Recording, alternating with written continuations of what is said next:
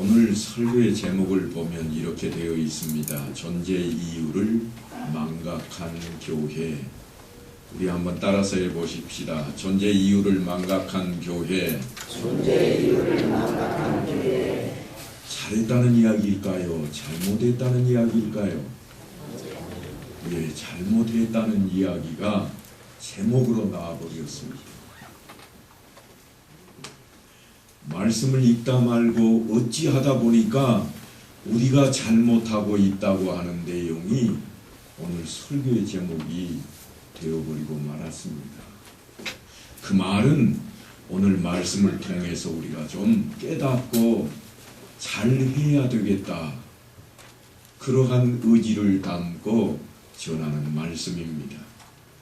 어떤 책에 존재 이유를 망각한 교회라고 하는 타이틀로 현대 교회들에 대한 풍자의 글이 실렸습니다.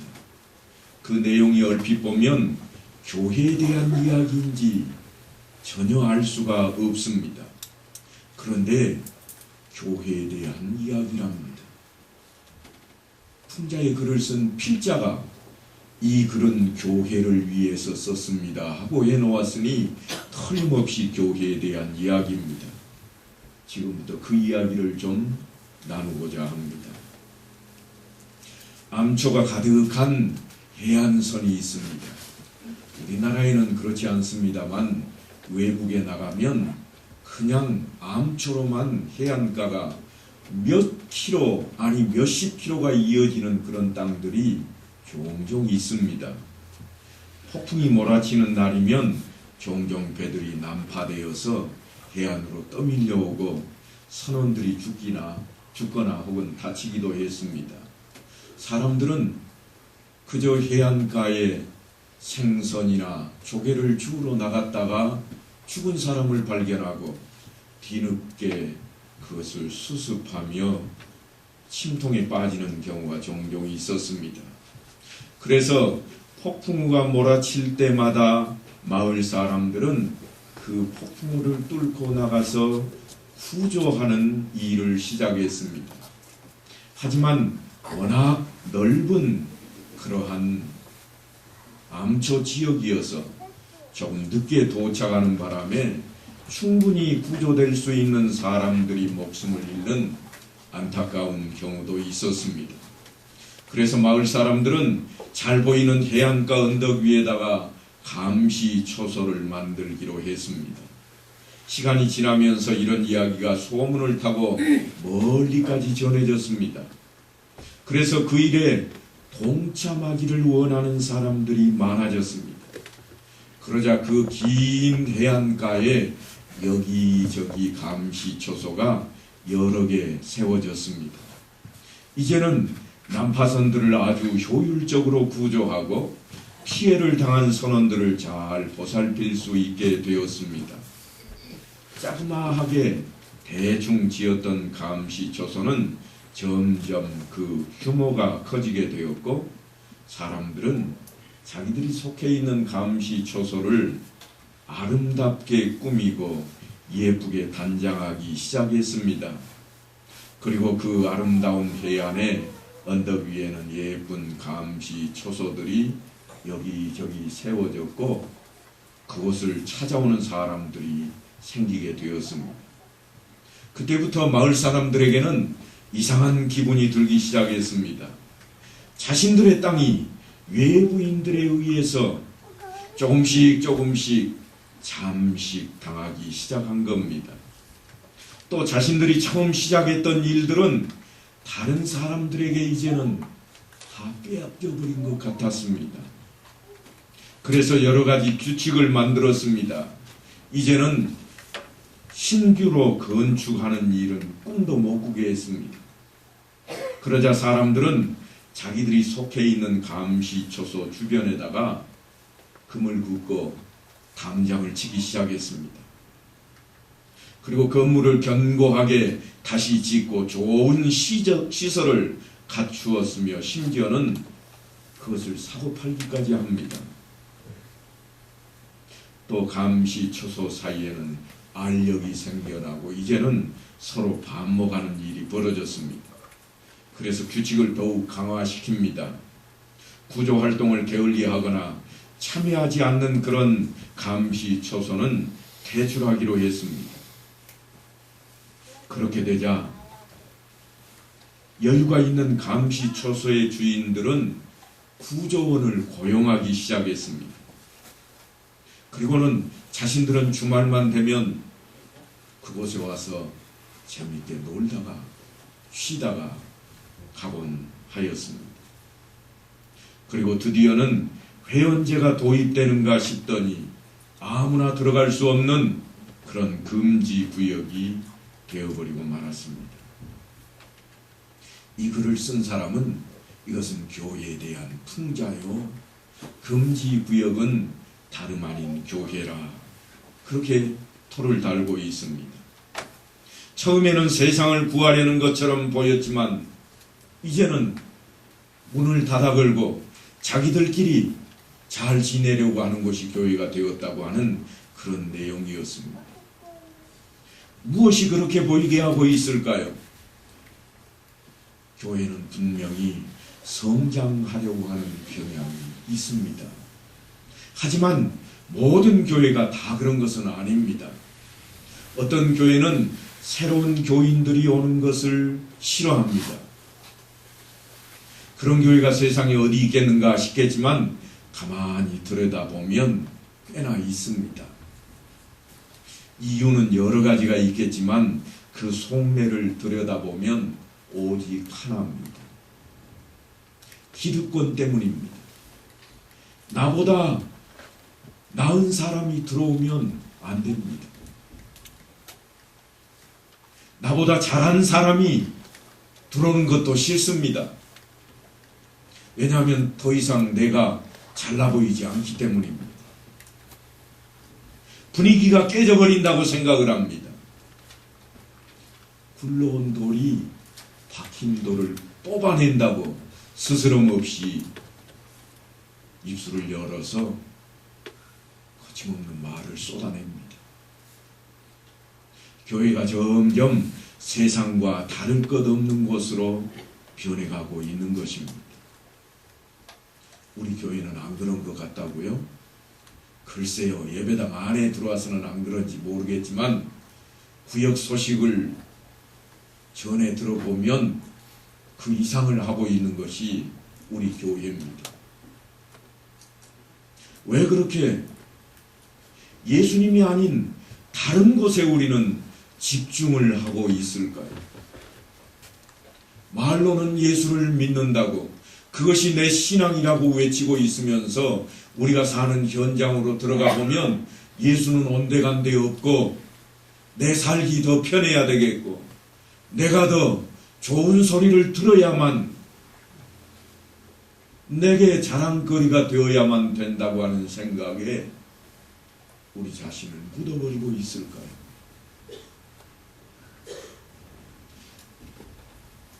교회는 세상과 이제 다를 것이 없는 곳으로 너무나 많이 변했습니다. 그래서 교회도 이제는 재산을 모으는 데 열심을 냅니다. 심지어는 재개발 지역을 선점하고 보상금을 받아 챙기며 아예 땅 장사를 대놓고 하는 교회들마저 생겨나고 있습니다. 어느 은퇴 목사님께서 은퇴하는 자리에 이렇게 자신의 지금까지의 교회를 섬겼던 이야기, 신앙의 내력을 말씀하셨습니다.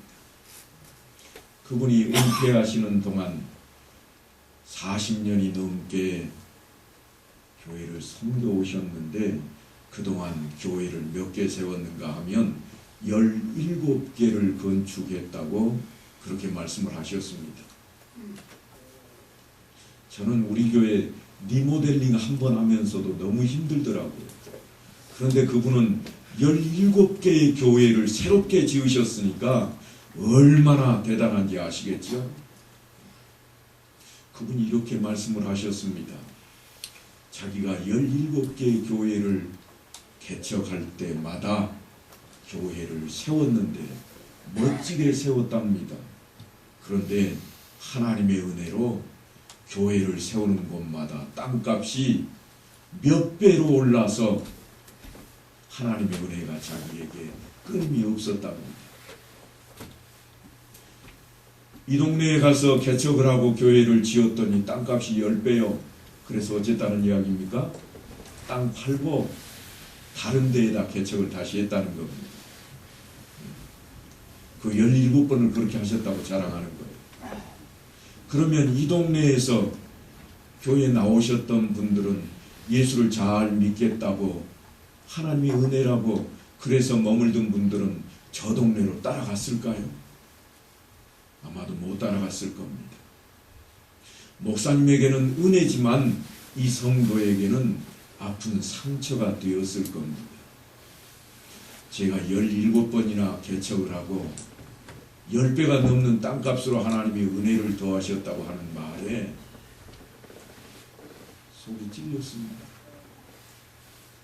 세상에 돈 좋아하지 않는 사람이 있을까요? 저도 돈을 무척 좋아합니다. 아니, 너무 좋아합니다. 그런데 하나님보다 더 좋아하지는 않습니다. 아니, 여기 앉아 계신 성도님들보다 제가 더 돈을 좋아할 것인가? 시험 한번 해보세요. 내가 여러분보다 돈을 더 좋아할까? 시험해 보시면 아실 겁니다. 여러분은 무엇을 은혜라고 생각하십니까? 그 목사님은 자신 목회 평생에 돈 많이 주시는 하나님의 은혜라고 표현을 했습니다. 여러분의 은혜는 어떤 것입니까? 사업이 10번 계획을 바꿀 때마다 다 잘 돼서 하나님의 은혜라 그렇게 여기십니까? 이 시간 우리는 오늘 주제의 말씀을 다시 한번 떠올려야 되겠습니다. 존재 이유를 망각한 교회, 아니 존재 이유를 망각한 성도가 우리들이 혹시 되고 있지 않은가 생각해 봐야 된다고 하는 것입니다. 레위기는 성막에서 하나님께 어떻게 제사를 드릴 것인지를 설명하고 있는 책입니다. 아주 복잡한 규례들로 가득합니다. 먹을 수 있는 동물과 먹지 못할 동물을 구별하는 규례와 문둥병과 같은 피부병에 대한 규례도 있고 심지어는 성도덕에 대한 규례도 있습니다. 그래서 제사에 참여하는 사람들은 성결해야 하므로 깨끗하고 구별되어야 한다고 그렇게 이해할 수 있습니다. 그런데요, 19장에 이르면 그런 것과 전혀 상관없는 이야기가 등장을 합니다. 무슨 말인가 하면, 목사님, 물고 트는 것하고 교회 나가는 것하고 뭔 상관이 있습니까? 우리 논이 내려오는 물줄기에 더 가까우니까 더 빨리 받는 것이 맞지 않습니까? 하는 이야기가 19장부터 나온다 그 말입니다. 그것이 교회 다니는 일하고 무슨 상관이 있는가? 옆집에 살고 있는데 비만 오면 옆집에서 오물이 쏟아져 넘쳐와가지고 우리 집을 지저분하게 만드는 일로 가서 좀 깨끗하게 삽시다 했더니, 아니 비가 와가지고 그런 걸 어쩌란 말이요? 하늘한테 대고 뭐라고 하시오? 하는 사람들에 대한 문제가 성경에 어디 있는가? 지금 레위기 19장부터 그 이야기를 하고 있습니다. 19장에 이르면 제사와는 전혀 관계가 없는 규례들이 등장합니다. 제가 레위기를 시작할 때 레위기는 하나님 앞에 제사를 드리는 규례들이라 그랬는데 엉뚱한 규례들이 채워지기 시작합니다. 곡식을 거둘 때에 땅에 떨어진 것을 줍지 말라. 이게 제사하고 무슨 상관이 있습니까? 땅에 떨어진 것 주워다가 제사 드리면 받지 않겠다고 하시는 말씀일까요? 한 밭에 두 가지 종자를 함께 뿌리지 말라.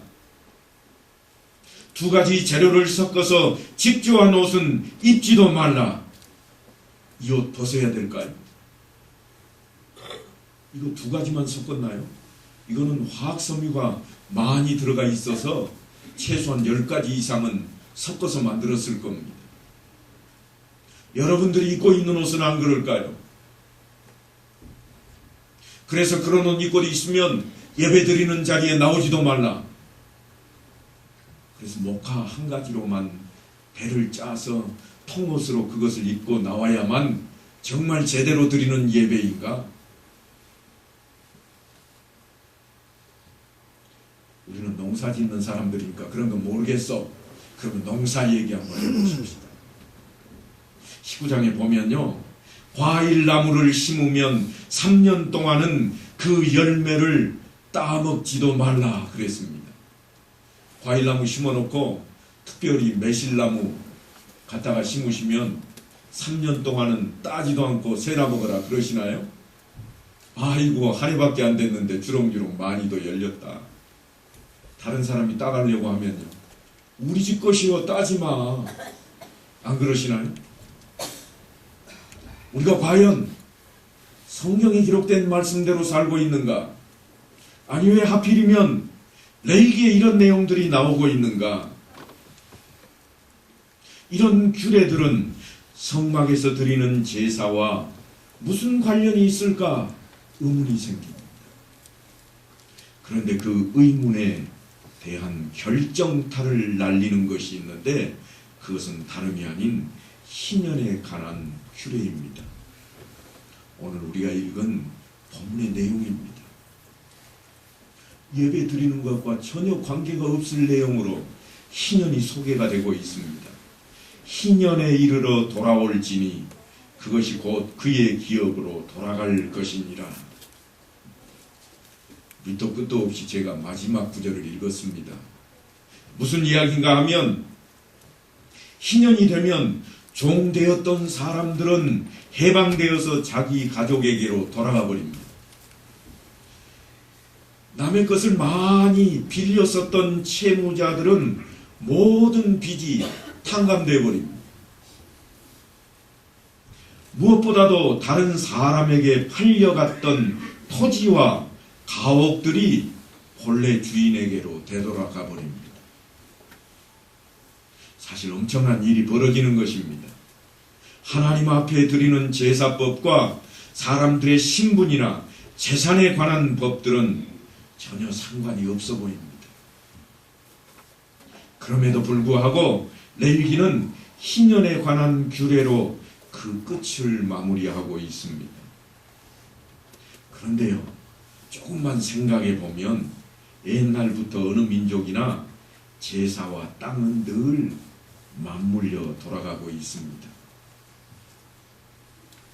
우리 이야기를 한번 해보자고요. 장남이나 장손에게 땅과 재산을 절반 이상을 물려주던 게 엊그제 같은 일입니다. 지금은 다 똑같이 나눠주지만 몇 해만 거슬러 올라가면 장남 장손에게 절반을 뚝 떼어줬습니다. 그리고 나머지 가지고 남은 자식들에게 나누어 줄 때 부모의 마음이 그래도 걸리면 또 장손 장남에게 더 주기도 했습니다. 그것 때문에 늘 둘째로 태어난 것도 서러운데 재산마저 적게 주냐고 우리는 늘 한쪽에다 이렇게 꽁하니 가지고 있었잖아요. 그러다가 그런 사람들이 국회로 들어가서 만들어 놓은 법이 뭔가 하면 똑같은 자식 아니냐, 국회에 장남들이 많았으면 틀림없이 통과 안 됐을 거예요. 그런데 장남들은요, 우리나라에 보면 그런 자질들이 별로 없어요. 왜냐하면 부모가 안 내놨습니다. 집이나 잘 지키고 제사나 잘 드려라. 그래서 누가 더 공부를 많이 했는가 하면 둘째나 셋째가 늘 더 합니다. 그러다 보니까 똑똑한 사람들이 국회로 더 많이 간 거죠. 그래서 바꿨습니다. 여성들도 들어갔잖아요. 그래서 한 목소리 했습니다. 여자에게는 왜 안 줘? 거기에 내가 찬성표 던져줄 거니까 여자에게도 좀 줘봐. 오케이, 그래야 표 많이 나오지. 그래서 차남, 막내 이 아들들과 여성 국회의원들이 한 목소리를 냈습니다. 자식은 똑같은 자식이니. 지금도 어르신들 입술에서는 나오시는 말씀이 있습니다. 여자는 뭐라고요? 출가 외인 말로만 그러시죠. 이제 힘도 없어요. 이빨 빠진 호랑이 말이 되었습니다. 재산 똑같이 받는다니까요. 그런데 늘 장손이나 장남에게 땅과 재산을 절반 이상 물려지는 그 이유가 뭐였는가 하면 집안의 제사장으로 조상들의 제사를 주관했기 때문입니다. 조상을 잘 모셔야 자손들이 복을 잘 받는다고 그렇게 믿어왔습니다. 그래서 장손은 재산보다는 제사에 신경을 좀 더 쓰라고 땅과 재산을 더 많이 물려주고 그 집을 지키게 했습니다. 그래서 돈 벌러 나가도 안 돼요. 집을 지켜야 되니까. 이게 장손들에게 주어진 일이었습니다. 모든 가문은 그것을 중요하게 여겼고 설령 불만이 있어도 그것은 가문을 지탱하는 힘이었습니다. 요즘 많이 바뀌었다고는 하지만 70이 넘으신 고령의 부모님들은 여전히 생각은 그렇게 하고 있을 거예요. 법은 똑같이 나눠주라고 있지만 그래도 내 마음은 하면서 장손이 오면 버선발로 달려나가서 내 손주 그러고 둘째 아들 내 손주들이 오면 왔냐? 그러실 수도 있습니다. 다 그렇다는 건 아니에요. 특별히 예수 믿는 사람들은 그럴 수가 없습니다. 왜 그런가 하면 하나님께서는 하나님 나라의 제사장인 이스라엘에게 땅과 재산을 많이 물려줘야 그들이 하나님께 제사를 잘 드릴 것인데 성경에 보면 하나님께서는 그 반대로 하셨습니다. 제사장들에게는요 땅을 아예 안 줘버렸어요. 세상에. 이게 기독교의 원천입니다. 세상의 많은 가문들, 다른 많은 그러한 신들을 섬기는 사람들 세계는 다 제사 모시는 사람이 최고의 자리로 올라가고 많은 것을 누려야 했지만 하나님께서는 아예 그 뿌리조차 내리지 못하게 싹둑 잘라버렸습니다. 오직 레위 지파에게는 모세가 기업을 주지 아니하였으니 이는 그들에게 말씀하신 것과 같이 이스라엘의 하나님 여호와께서 그들의 기업이 되심이었더라. 하나님이 기업이지 땅이 기업이냐? 갖지도 말고 생각지도 말라. 제사장이 되는 레위 지파에게는 그래서 땅이 분배되지를 않았습니다. 성경을 유심히 보시면 아시겠지만 레위기는 땅을 개인의 소유로 하는 것을 철저하게 금지하고 있습니다. 가문에게는 주어도 개인에게 주지를 않았습니다. 지파에게 땅의 지경을 나누어 주었지 사람들 개인 명의로 주신 적은 없습니다. 제사장 나라인 이스라엘이 땅 부자가 되는 길을 차단해 버리고 있습니다. 아무리 열심히 노력해서 많은 땅을 차지했어도 희년만 되면 모든 것이 본래 자리로 돌아가 버립니다.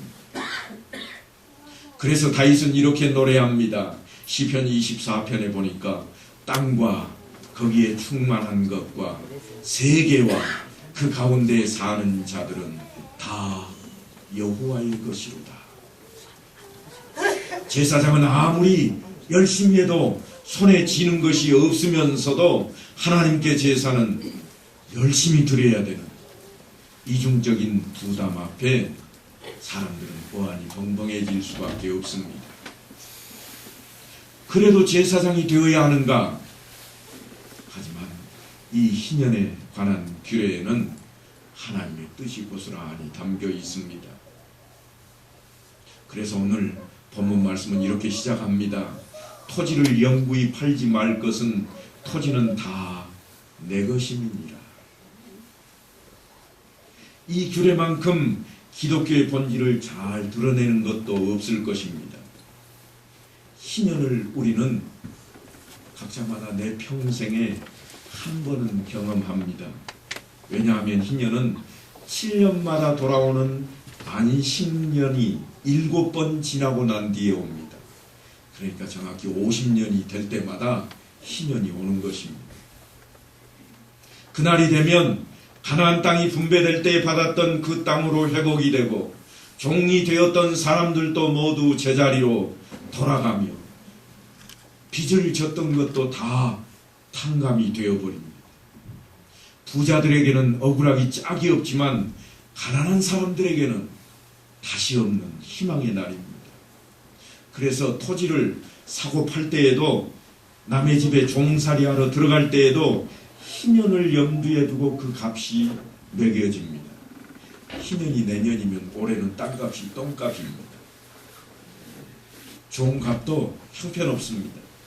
그런데 희년이 작년에 지나갔으면 값이 아주 높습니다.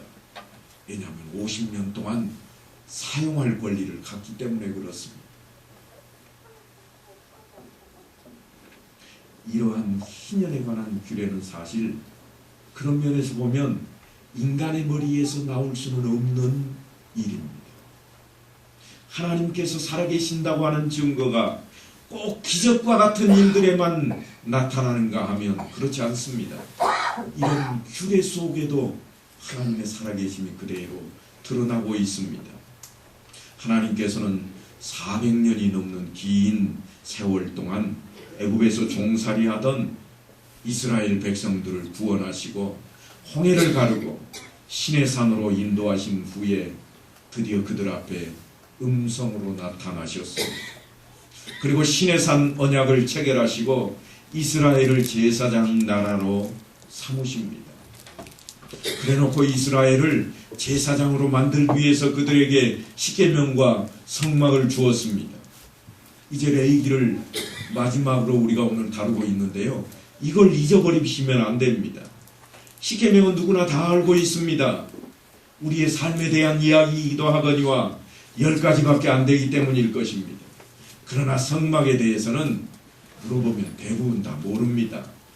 너무 복잡하기도 하고 제사 드리는 곳이고 제사법이기 때문에 나와는 상관이 없다고 여기기 때문일 것입니다. 그저 목사님들이나 알고 있으면 되었지. 그 정도일지도 모릅니다.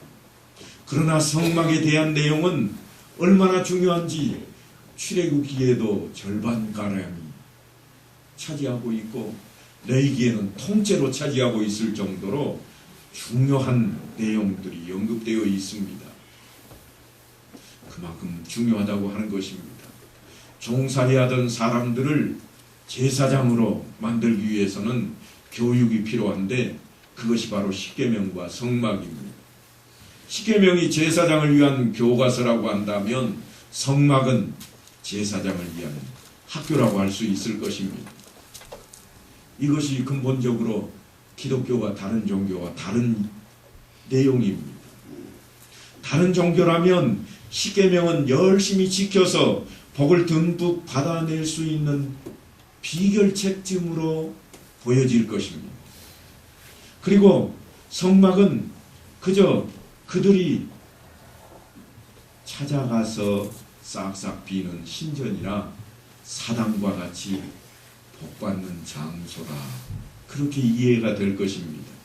그러나 기독교는 전혀 다릅니다.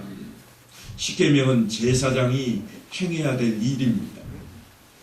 너희는 다 왕같은 제사장이라. 그래서 우리가 해야 될 일이 십계명입니다. 성막은 다름 아닌 자신의 죄를 용서받고 하나님을 만나야 하는 그런 장소입니다. 그것이 없으면 우리는 하나님을 만날 수가 없습니다.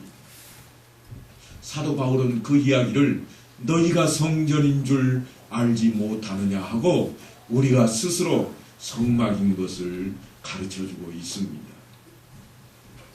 이처럼 십계명과 성막은 하나님의 복을 받기 위한 장치가 아닙니다. 제사장이 되기 위한 영적인 교육의 장입니다. 그래서 십계명의 시행세칙이라고 할 수 있는 신명기나 성막의 운영 지침서라고 할 수 있는 레위기의 목표는 어디에 있는가 하면 성결한 하나님의 제사장을 만드는 데에 그 목표가 있습니다. 그러므로 당연히 올바른 제사장의 삶과 마땅히 지녀야 할 인생관 그리고 가치관과 재물관에 대하여 이야기하고 있는 것입니다. 그래서 희년이 여기에 등장을 하고 있습니다. 하나님께서 제사장을 배출하는 레위 지파에게 땅을 주지 않으셨습니다. 다른 지파들이 드리는 11조를 그들의 생활비로 쓰게 했습니다. 한마디로 희년의 법은 제사장 나라인 이스라엘에게 돈 욕심, 땅 욕심을 부리지 말라고 하는 것입니다. 너희는 먼저 그의 나라와 그의 의를 구하라. 그리하면 이 모든 것을 너희에게 더하시리라. 최근 들어서 스스로 목숨을 끊는 연예인들이 상당수 있습니다. 그래서 어떤 사람은 자살을 해도 천국에 갈 수 있습니까? 아니 잘 믿다가 자살했는데 천국에 못 갑니까? 이렇게 항의하는 분들도 있던데요.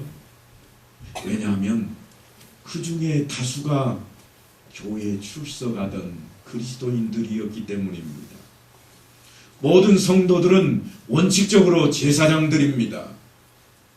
사도 베드로가 너희는 왕같은 제사장이라 그렇게 말씀하였고 성도들 모두가 새 이스라엘로서 제사장들이기 때문입니다.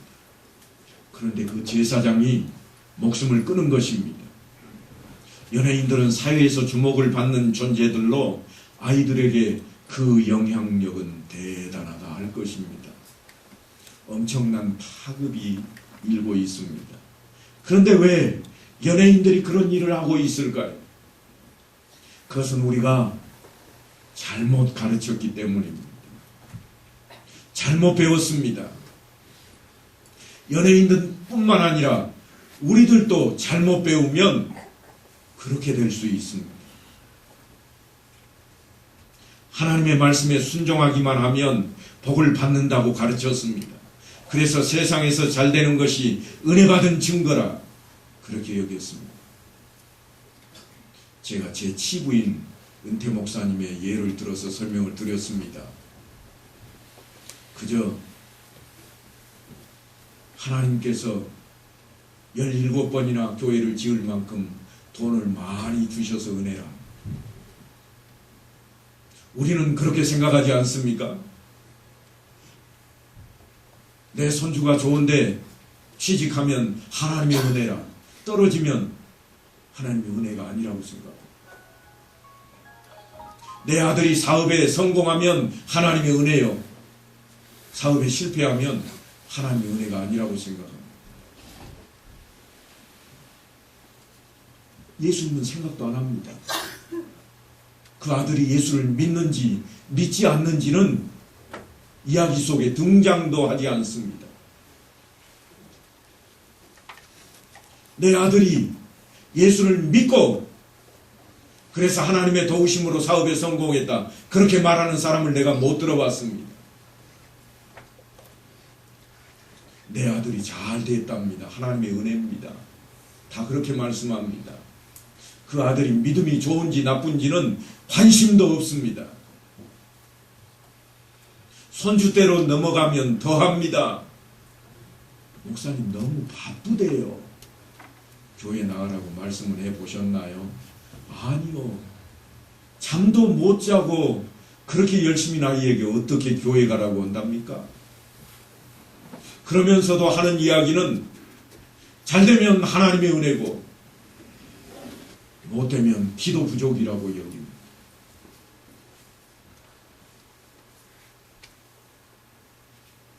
그러다 보니까 교회에 열심히 다니기만 하면 복을 받아서 형통할 것이라고 생각을 합니다. 믿는 자에게는 불가능이 없다고 생각합니다. 자신들이 얻고자 하는 유리한 조건들을 돈으로 바꾸려고 합니다. 무리한 일도 대책이 없는 일도 그냥 시작합니다. 열심히 기도하기만 하면 하나님께서 은혜를 베푸실 것을 믿고 그렇게 기도합니다. 그 은혜로 바라던 일이 잘 될 줄 알았습니다. 그런데 잘 되질 않습니다. 분명히 믿고 기도했는데 어렵습니다. 믿기만 하면 저 산더러 바다에 던져지라고 하면 던져질 줄 알았는데 안 되는 겁니다. 점점 힘들어집니다. 마침내는 감당하기도 힘들어요. 그래서 택한 길입니다. 옥상에나 올라가자. 그냥 한순간인데 떨어진 들로 또하리. 다 이자입니다. 다른 사람들보다 훨씬 더 가졌는데도 더 가져보겠다고 하다가 그렇게 되었습니다. 사랑하는 성도 여러분, 은혜가 무엇일까요? 저는 종종 병원이나 응급실이나 중환자실에 가게 됩니다. 그런데 그곳에 가기만 하면 꼭 듣는 말이 있습니다. 하나님, 목숨만 살려주시면 내가 무엇이라도 하겠습니다. 이 생명을 살릴 수만 있다면 못할 것이 무엇입니까? 얼마가 들어도 좋고 어떻게 되어도 좋으니 목숨만 살려주소서. 생명을 구할 수만 있다면 우리는 돈도 까짓것 버립니다. 그러니까 돈이 다 된다고 하는 세상도 버릴 수가 있습니다. 그래서 우리가 가장 귀하게 여기는 말이 무엇인가 하면 생명의 은인입니다. 생명의 은인이 내 앞에 오면 그를 위해서라면 까짓것 뭐라도 할 수 있습니다. 옆에서 눈치 주는 것이요? 눈 하나 깜짝도 하지 않습니다. 아이고, 그분은 내 생명의 은인이야. 그 사람 잘못할 때 나쁜 사람이야. 나빠도 괜찮아. 내 생명의 은인인데 내가 그 은혜는 갚아야지. 그런데 여러분, 바로 그 생명을 우리는 은혜로 받으셨습니다. 예수님께서 죄로 인해 죽을 수밖에 없는 우리를 살리기 위해 십자가에 못 박혀 죽으셨습니다. 우리의 죄값을 대신 치르신 것입니다. 우리에게 영원한 생명을 주기 위해 구세주가 되어 주셨습니다. 조금 더 쉽게 말하자면 우리의 생명의 은인 중에 가장 큰 생명의 은인이 누군가 하면 바로 주님이십니다. 그 생명의 은인 앞에서는 무엇이라도 할 수 있다고 외치는 우리가 아닙니까? 돈도 명예도 권력도 세상의 그 어떤 것이라도. 그렇다면 그 주님의 말씀을 한번 들어보십시다. 요한복음 14장에 보면 주님께서 이렇게 말씀을 하십니다. 하나님을 믿으니 또 나를 믿으라. 여러분 믿으시는가요? 무엇을 믿으십니까? 나를 믿으라. 분명히 그렇게 말씀하셨습니다. 그래서 우리가 믿음이라고 하는 것은 다른 것 다 필요 없습니다. 다른 것은 다 믿고 난 이후에 부수적으로 달라붙는 것들입니다. 무엇을 믿어야 하는가? 나를 믿으라. 예수를 믿어야만 합니다. 그렇게 말씀하신 주님께서 이렇게 다시 이어가십니다. 내가 곧 길이요 진리요 생명이니 나로 말미암지 않고는 아버지께로 올 자가 없느니라. 한번 따라서 하십니다. 없느니라. 조금이라도 있다는 이야기인가요? 결코 없다는 이야기입니다. 결코 없다는 이야기예요. 속지 마십시오. 유혹당하지 마십시오. 이곳에도 구원이 있다, 저곳에도 구원이 있다고 하는 말을 믿으셔서는 안 됩니다. 예수 밖에는 구원이 결코 없습니다. 그러니까 이 땅에 사는 동안 어떻게 살아가라고 하는가 하면 다 같이 한번 따라서 합니다. 너희는 먼저 그의 나라와 그의 의를 구하라. 누가 이 말씀을 했다고요? 예수님께서 하신 말씀이요. 예수님이 누구라고요? 한번 따라서 합니다. 내 생명의 은인. 내 생명의 은인. 그분이 하신 말씀입니다. 생명의 은인이 죽으라고 하면 죽기까지라도 하겠다고 하는 우리인데, 너희는 먼저 그의 나라와 그의 의를 구하라. 다른 거 구하라고 하지 않았습니다. 하나님 이것도 주옵소서, 저것도 주옵소서, 그 구하지 말라는 게 아닙니다. 그러나 꼭 반드시 뜻대로 이루어줄 것을 바라셔야 됩니다. 그게 주님의 이야기이기 때문에 그렇습니다. 여러분, 나는 기도하지 않아도 됩니까? 다 알아서 해줍니까? 그게 아닙니다. 쉬지 말고 기도해야 됩니다. 그런데 그 기도를 이루시는 주님이십니다. 주님께서 이어서 말씀하십니다.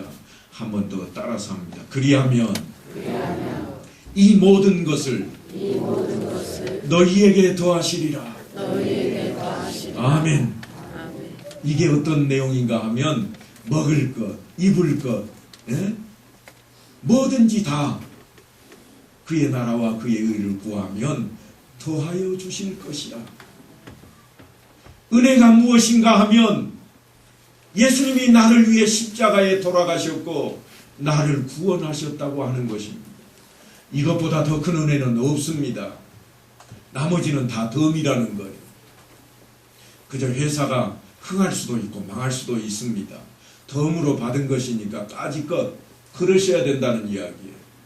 아들이 직장에 떨어질 수도 있고 합격할 수도 있습니다. 그러나 그것은 덤으로 받은 것입니다. 그러니까 그것은 좋을 수도 있고 조금 덜 좋을 수도 있는 겁니다.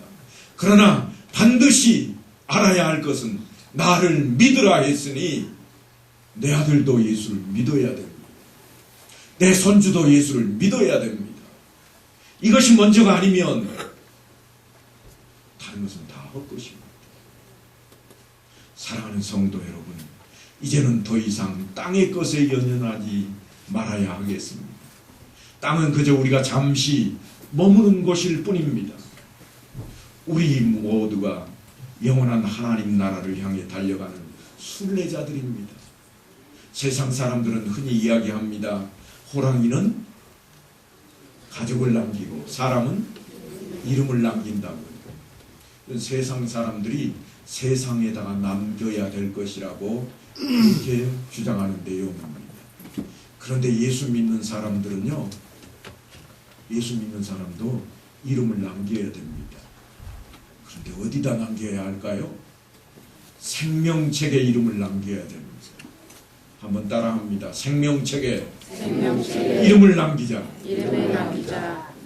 우리가 이 땅에서 해야 할 일은 주님께 받은 그 은혜와 사랑을 나누고 누리는 자들이 다 되어야만 합니다.